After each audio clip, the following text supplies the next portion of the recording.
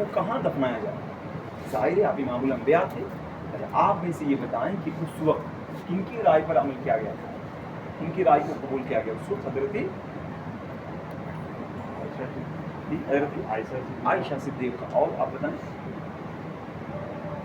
یا پھر حضرت جزاک اللہ خیر، اس وقت حضرت ابو بکر رضی اللہ عنہ نے آپ علیہ الصلوۃ والسلام کی حدیث بیان کی کہ ما دفن نبی الا حیث یموت، اس کائنات کے اندر جتنے بھی انبیاء کرام مبعوث ہوئے جہاں جن کا انتقال ہوا اسی جگہ ان کی تدفین کرائی گئی، اور آپ علیہ الصلوۃ والسلام کا انتقال کہاں ہوا تھا؟ حضرت عائشہ رضی اللہ عنہا کے گھر کے اندر۔ اب یہ کہ اسی حجری کے اندر آپ کی تدفین کرائی گئی، نبی علیہ الصلوۃ والسلام کی تدفین کے بعد حضرت عائشہ رضی اللہ عنہا نے یہاں ایک پردہ لگا لیا۔ کیوں پردہ لگا لیا؟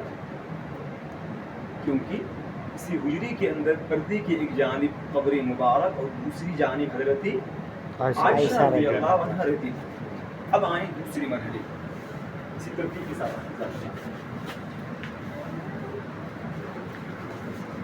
سن 13 ہجری میں خلیفہ اول حضرت ابو بکر صدیق رضی اللہ عنہ کی وفات ہوئی، انہیں بھی اسی حجری کے اندر یہاں دفنایا گیا۔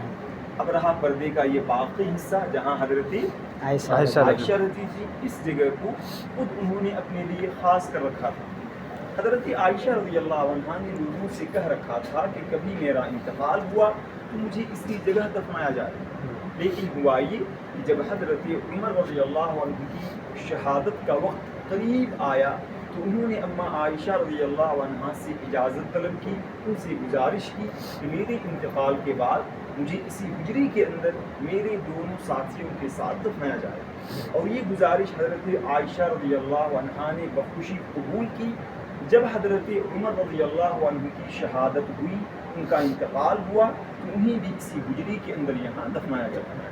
اب دیکھیں دونوں کے اندر فرق جو اخیر میں ہے وہ بتائیں کیا فرق ہے دونوں میں؟ بھائی صاحب آپ ان دونوں میں کیا فرق ہے؟ جزاک اللہ خیر۔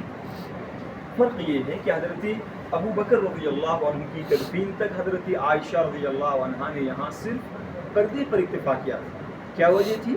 وجہ یہ تھی کہ ان دونوں میں سے پہلے ان کی شوہر اور دوسرے ان کی والد، لیکن جب حضرت عمر رضی اللہ عنہ کو یہاں دفنایا گیا، حضرت عائشہ رضی اللہ عنہا کو حیا آنے لگی، انہوں نے وہاں سے پردے کو ہٹا کر ایک مستقل دیوار تعمیر کرائی، اور دونوں دیواروں کے درمیان یہ جو چھوٹی سی جگہ ہے یہ اس زمانے میں صرف 1.25 میٹر تھی، یعنی 1 میٹر سے بھی کم۔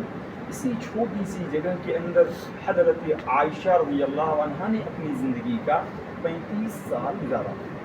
یہ کھڑکی آپ کو یہاں نظر آ رہی ہے، مدینے کے لوگ آتے اما عائشہ رضی اللہ عنہا سے اجازت لیتی اور یہاں آ کر قبروں پر سلام پیش کرتے۔